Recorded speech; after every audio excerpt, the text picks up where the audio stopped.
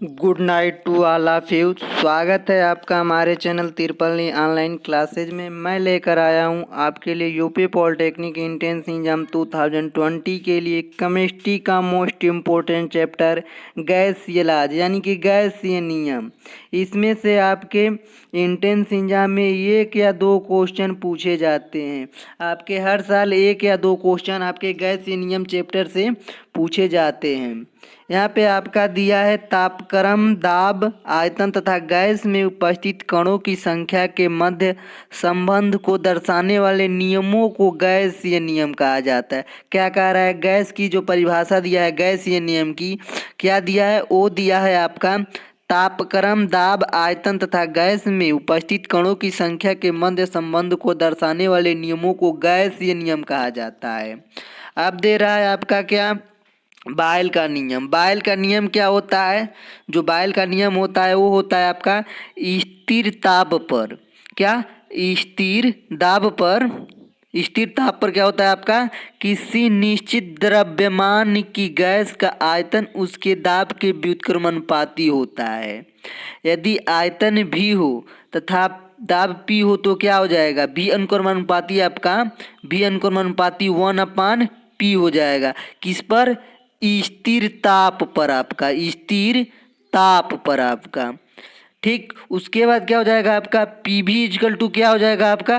PV is equal to हो जाएगा आपका नियतांक हो जाएगा आपका। ठीक, अब क्या?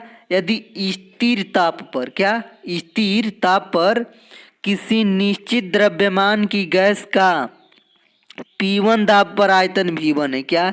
P1 दाब पर आयतन आपका V1 है तथा P2 दाब पर कर देने पर उसका आयतन V2 हो जाता है। अगर P2 दाब कर देने पर उसका आयतन V2 हो जाता है तो बायल के नियम के अनुसार क्या हो जाएगा आपका? हो जाएगा आपका P1 V1 इक्वल टू हो जाएगा आपका P2 V2 हो जाएगा आपका। इसको आपको याद रखना है। बायल के नियम का जो सूत्र हो जाएगा P1 V1 equal to P2 V2 हो जाएगा। ठीक, एक और होता है पीवी इजकल टू होता है आपका, वो होता है आपका नियतांक। ठीक, और होता है आपका भी अनुक्रमानुपाती हो जाएगा आपका 1/p के स्थिर ताप पर आपका हो जाएगा ये। ठीक, ये बायल का नियम का सूत्र हो गया। अब दे रहा है आपका चार्ल्स का नियम। चार्ल्स का नियम क्या होता है? वो होता है आपका स्थिर दाब पर। क्या?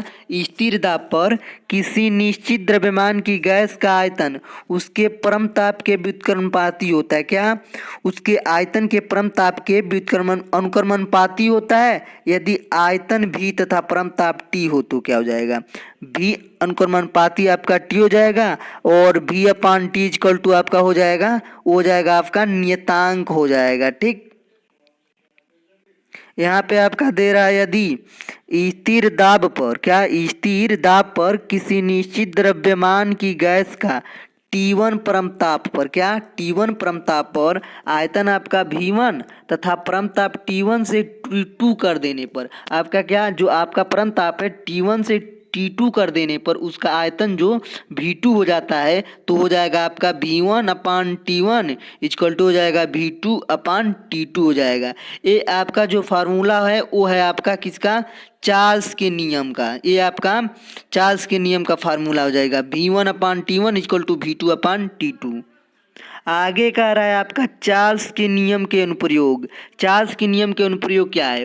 पहला उदाहरण आपका दे रहा है वो है हाइड्रोजन के गुब्बारे का फटना। आपको इसको याद रखना, हाइड्रोजन के गुब्बारे का फटना चार्ल्स के नियम पर आधारित है। और रोटी का बनना, रोटी का बनना जो है चार्ल्स के नियम पर आधारित है। इन दोनों को आपको याद रखना है, रोटी का बनना और हाइड्रोजन के गुब्बारे का फटना, ये दोनों आपके चार्ल्स के नियम पर आधारित हैं। अब दे रहा है आपका परम ताप। अब आपका क्या दे रहा है? अब दे रहा है आपका एब्सोल्यूट टेम्परेचर यानी कि परम ताप। परम ताप क्या होता है? सेल्सियस ताप में, क्या? आपका सेल्सियस ताप में 273 जोड़ देने पर वह परम ताप में बदल जाता है। परम ताप के equal to T degree Celsius plus 273 हो जाएगा। ठीक, अगर सेल्सियस ताप में हम 273 जोड़ देंगे तो आपका परम ताप में आपका बदल जाएगा। अगर हम यही आपका 273 को हम घटा देंगे तो आपका डिग्री सेल्सियस में बदल जाएगा ये। ठीक, इसको आपको याद रखना। अब दे रहा है आपका क्रांतिक ताप, क्रिटिकल टेम्परेचर। क्रांतिक ताप क्या होता है आपका? वह ताप जिसके ऊपर किसी गैस को द्रवित नहीं किया जा सकता उसे क्रांतिक ताप कहते हैं। क्या? क्रांतिक ताप की जो परिभाषा होती है वो होती है आपकी, वह ताप जिसके ऊपर किसी गैस को द्रवित नहीं किया जा सकता है। क्या? वह ताप जिसके ऊपर किसी गैस को, यानी कि किसी गैस को द्रवित नहीं किया। क्रांतिक ताप पर हम किसी भी गैस को द्रवित नहीं किया कर सकते हैं, उसे हम क्रांतिक ताप कहते हैं। अब दे रहा है ताप दाब का नियम। ताप दाब का नियम क्या होता है? टेम्परेचर प्रेशर लॉ क्या होता है आपका? ताप दाब नियम। आयतन स्थिर रखने पर आपका, हम आयतन स्थिर रखने पर गैस के निश्चित द्रव्यमान का दाब उसके परम ताप के समानुपाती होता है। क्या? P समानुपाती आपका T हो जाएगा, या हो जाएगा आपका क्या?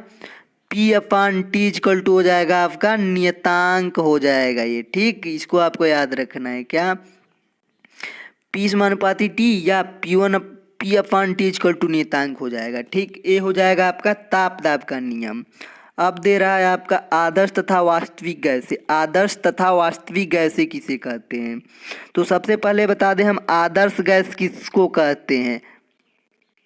आदर्श गैस की जो परिभाषा होती है वो होती है आपकी, वे गैसें जो सभी परिस्थितियों में गैस के सभी नियमों का पूर्णतया पालन करें, उन्हें हम क्या कहते हैं? उन्हें हम आदर्श गैस कहते हैं। एक बार मैं फिर से रिपीट कर दे रहा हूँ, आदर्श गैस की परिभाषा। आदर्श गैस किसे कहते हैं? वे गैसें जो सभी परिस्थितियों में, वे गैसें जो सभी परिस्थितियों में आपके गैस के नियमों का पूर्णतया पालन करे, उसे हम आदर्श गैस कहते हैं। ठीक, यहाँ पे आपका दे रहा है क्या? आदर्श गैसें ताप एवं दाब की सभी परिस्थितियों में गैस के नियमों का पालन करती हैं। क्या? जो आदर्श गैसें होती हैं आपकी, ताप एवं दाब की सभी परिस्थितियों में गैस के नियमों का पालन करती हैं। अगला पॉइंट दे रहा है आपका, वास्तविक गैसें केवल उच्च ताप व कम दाब पर गैस के नियमों का पालन करती हैं। क्या? जो वास्तविक गैसें होती है वो केवल आपके उच्च ताप व कम दाब पर गैस के नियमों का पालन करती है। अगला दे रहा है आपका गैस समीकरण। ठीक, गैस समीकरण क्या? बायल तथा चार्ल्स के नियमों की सहायता से, जो बायल तथा चार्ल्स के नियमों की सहायता से ताप दाब तथा आयतन में संबंध स्थापित किया गया, जिसे गैस समीकरण कहते हैं। गैस समीकरण किसे कहते हैं? गैस समीकरण की परिभाषा दिया है आपका, वो दिया है क्या? बायल तथा चार्ल्स के नियमों की सहायता से ताप दाब तथा आयतन में संबंध स्थापित किया गया, जिसे गैस समीकरण कहते हैं। ठीक, इसकी सहायता से किसी गैस की निश्चित मात्रा के आयतन पर ताप व दाब के परिवर्तन का सम्मिलित प्रभाव देखा जाता है। क्या? V अनुक्रमानुपाती हो जाएगा 1/P। ये आपका बायल का नियम है। ये किसका नियम है आपका? V अनुक्रमानुपाती 1/P, ये आपका बायल का नियम है। अगला दे रहा है आपका, वो दे रहा है V समानुपाती T दे रहा है, ये आपका है चार्ल्स का नियम है आपका है। ठीक, अब क्या करेंगे? समीकरण 1 व 2 को मिलाने पर तो हो जाएगा आपका V अनुक्रमानुपाती हो जाएगा आपका T/P हो जाएगा आपका। अब क्या करेंगे? हो जाएगा तो इसको करेंगे P इंटू V समानुपाती T हो जाएगा। क्या? V अनुक्रमानुपाती आपका T/P दे रहा है, इसमें मल्टीप्लाई कर देंगे तो ये हो जाएगा आपका क्या? P इंटू V समानुपाती आपका T हो जाएगा। ठीक, अब क्या करेंगे?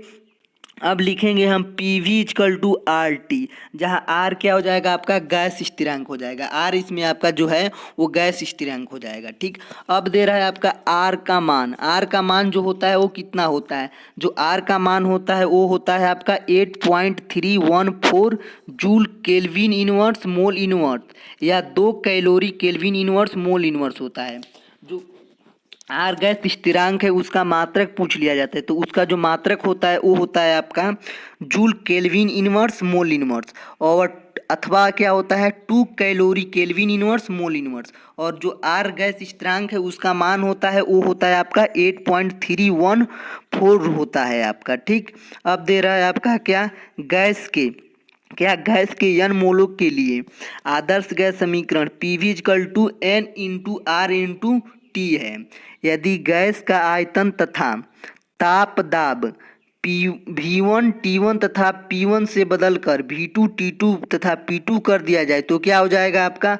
वो हो जाएगा आपका P1 V1/T1 इक्वल टू हो जाएगा आपका P2 V2/T2 T2 हो जाएगा। ठीक, इसको आपको याद रखना है। क्या याद रखना है? P1 V1 upon T1 equal to P2 V2 upon T2, इसको याद रखना है। अब दे रहा है आपका डाल्टन का आंशिक दाब का नियम। डाल्टन का आंशिक दाब का नियम क्या कहता है? वो कहता है यदि अक्रिय यानी कि परस्पर क्रिया न करने वाली दो या दो से अधिक गैसों को एक पात्र में बंद कर दिया जाए तो समस्त गैसों का परिणामी दाब उनके अलग अलग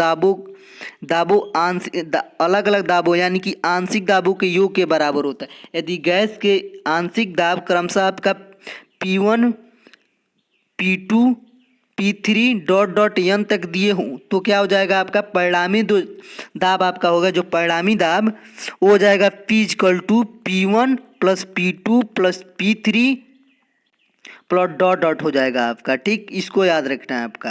क्या? डाल्टन के आंशिक दाब के नियम के अनुसार क्या हो जाएगा? परिणामी दाब P equal to P1 plus P2 plus P3 dot डॉट हो जाएगा। ठीक, अब आगे क्या दे रहा है? अब दे रहा है आगे आंशिक दाब दे रहा है। आंशिक दाब क्या होता है आपका? आंशिक दाब की परिभाषा क्या होती है? वो होती है आपकी किसी गैस का ताप और आयतन गैस या मिश्रण के ताप और आयतन के बराबर होने पर अकेली गैस का जितना दाब होगा वह उस गैस का क्या हो जाएगा? आंशिक दाब कहलाएगा। आंशिक दाब की परिभाषा को मैं फिर से रिपीट कर दे रहा हूँ। आंशिक दाब की परिभाषा क्या होती है? किसी गैस का ताप और आयतन गैस या मिश्रण के ताप और आयतन के बराबर होने पर अकेली गैस का जितना दाब होगा वह उस गैस का आंशिक दाब कहलाएगा। आगे क्या कह रहा है आपका? आगे कह रहा है आंशिक दाब ज्ञात करना। आंशिक दाब कैसे हम ज्ञात करेंगे? यदि गैसों के मिश्रण का संपूर्ण दाब क्या हो? P हो और मिश्रण में कुल अणुओं की संख्या क्या हो जाएगी? N हो। जिस गैस का आंशिक दाब ज्ञात करना है उसके अणुओं की संख्या को हम N1 हो तो क्या करेंगे? आंशिक दाब P1 इक्वल टू क्या कर देंगे? वो हो जाएगा आपका P into N1 upon N कर देंगे। इसको आपको याद रखना है। क्या याद रखना है आपको? आंशिक दाब ज्ञात करने के लिए P1 equal to P into N1 upon N, इसको याद आपको रखना है। अब दे रहा है ग्राहम का विसरण नियम। ग्राहम का विसरण नियम क्या कहता है आपका? वो कहता है आपका गैसों का वह गुण जिसके कारण वे गुरुत्वाकर्षण के नियम के विरुद्ध एक दूसरे में मिलने की प्रवृत्ति रखती है, गैसों का विसरण कहलाता है। क्या? जो गैसों का विसरण का नियम कहता है वो कहता है आपका गैसों का वह गुण जिसके कारण वे गुरुत्वाकर्षण के नियम के विरुद्ध एक दूसरे में मिलने वाली प्रवृत्ति रखती है, गैसों का विसरण कहलाता है।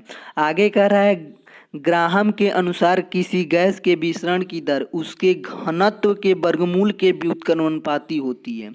क्या? जो गैस के विसरण की दर होती है वो घनत्व के वर्गमूल के व्युत्क्रमानुपाती होती है। यदि आपका विसरण की दर R हो तथा घनत्व क्या हो? आपका D हो तो आपका हो जाएगा क्या? वो हो जाएगा आपका R अनुक्रमानुपाती 1 अपान रूट D हो जाएगा। ठीक, इसको आपको याद रखना है। क्या? ग्राहम के विसरण नियम का फार्मूला क्या याद रखना है आपका? V अनुक्रमानुपाती 1 अपान रूट D आपको याद रखना है। आगे कह रहा है आपका, वो कह रहा है यदि दो विभिन्न गैसों के विसरण की दरें R1 तथा R2 हो और घनत्व आपका D1 तथा D2 हो तो आपका क्या हो जाएगा? वो हो जाएगा आपका R1 upon R2 equal to root over में हो जाएगा आपका D2 अपान D1 हो जाएगा। इसको आपको याद रखना है। क्या याद रखना है आपको? R1 upon R2 equal to root over में हो जाएगा D2 अपान D1, इसको आपको याद रखना है। आगे कह रहा है आपका R1 upon R2 equal to root over में 2 into D2 upon 2 into D1 equal to हो जाएगा आपका रूट ओवर में हो जाएगा आपका M2 अपान M1। क्या? अणुभार बराबर आपका क्या हो जाएगा? 2 गुणे वाष्प घनत्व। तो इसको आपको याद रखना है। क्या? अणुभार बराबर हो जाएगा आपका 2 इंटू वाष्प घनत्व हो जाएगा। आगे कह रहा है यदि विसरण की दर क्या हो? R इक्वल टू क्या दिया हो विसरण की दर? R equal to V upon T, जहाँ V आपका क्या हो जाएगा? V आपका आयतन हो जाएगा और T आपका समय हो जाएगा। तब आपका क्या हो जाएगा? R1 upon R2 equal to V1 into T2 upon V2 into T2 equal to root over में D2 अपान D1 हो जाएगा।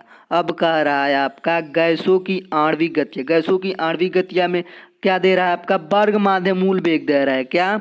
वर्ग माध्य मूल वेग। ये क्या होता है? इसे VRMS से प्रदर्शित करते हैं। वर्ग माध्य मूल को हम VRMS से प्रदर्शित करते हैं।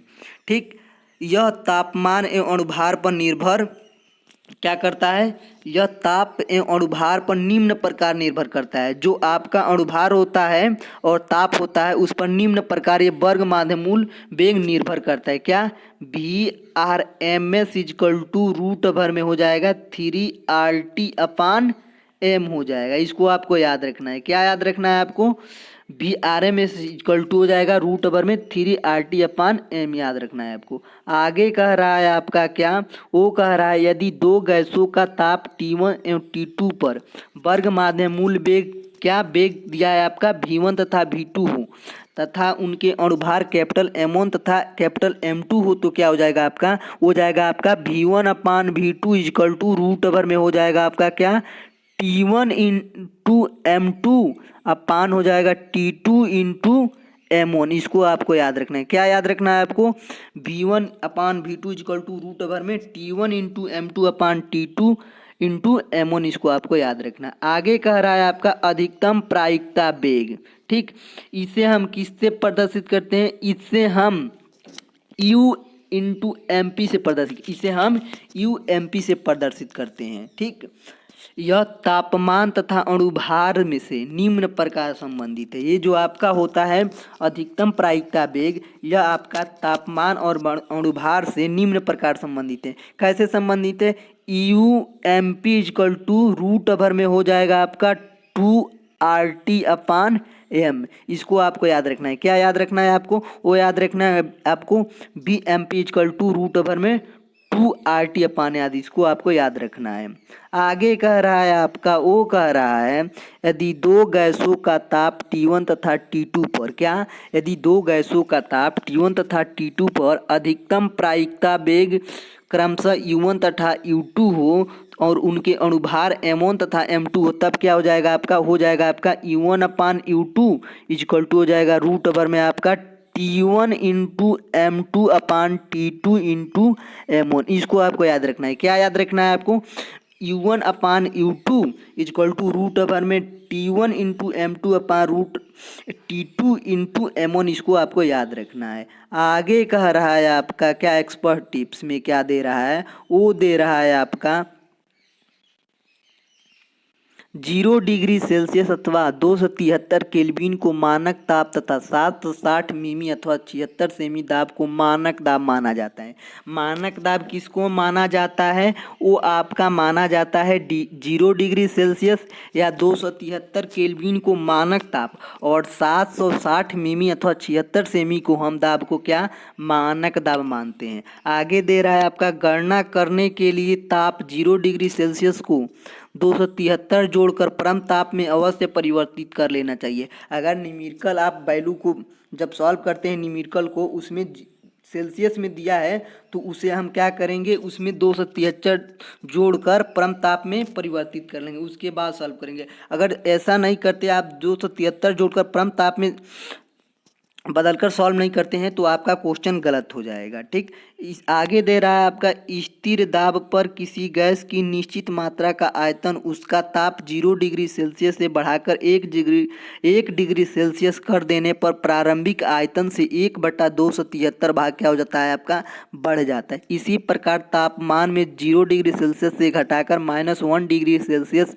कर देने पर गैस का आयतन प्रारंभिक आयतन का आपका 1/273 भाग आपका क्या हो जाएगा, वो आपका घट जाएगा। ठीक, आगे कह रहा है आपका, वो दे रहा है किसी गैस की किसी एक सूक्ष्म छिद्र में से होकर दूसरी ओर जाने की प्रक्रिया क्या गैस से निःसरण या अपसरण कहते हैं। इसकी दर भी घनत्व के वर्गमूल के व्युत्क्रमानुपाती होती है। ठीक, आगे दे रहा है आपका उच्च ताप तथा कम दाब पर सभी वास्तविक गैसें रियल गैसें आपकी आदर्श गैसें प्रदर्शित करती है। आगे कह रहा है 0 केल्विन को परम ताप कहते हैं। 0 केल्विन को हम परम ताप कहते हैं जो -273.15 डिग्री सेल्सियस या -459.67 फ़ारेनहाइट के बराबर होती है। आपको इसको याद रखना है। क्या याद रखना है आपको, वो याद रखना है आपका 0 केल्विन को परम ताप कहते हैं जो -273.15 डिग्री सेल्सियस या -459.67 फ़ारेनहाइट के आपका बराबर होता है। आगे आपका दे रहा है लास्ट पॉइंट, वो दे रहा है आपका आदर्श गैस काल्पनिक गैस है। आदर्श गैस जो है वो आपका काल्पनिक गैस है, इसको आपको याद रखना है।